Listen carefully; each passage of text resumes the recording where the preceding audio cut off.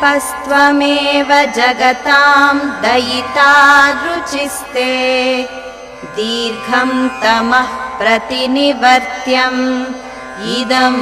युवाभ्याम् स्तव्यं स्तवः प्रियमतः शरणोऽपि वश्यं स्तोतु भवन्तम् अभिलष्यति जन्तुरेषः दीपं पापहरो नृणां दीप आपन्निवारकः दीपो विदत्ते सुकृतं दीपः सम्पत्प्रदायकः देवानां तुष्टिदो दीपः पितॄणां प्रीतिदायकः दीपज्योतिर्परब्रह्म दीपज्योतिजनार्दनः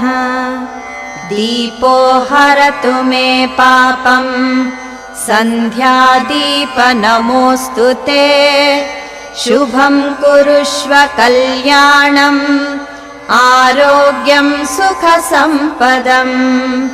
मम बुद्धिप्रकाशं च दीपज्योतिर्नमोऽस्तु ते या स्त्रीपतिव्रता लोके गृहं दीपै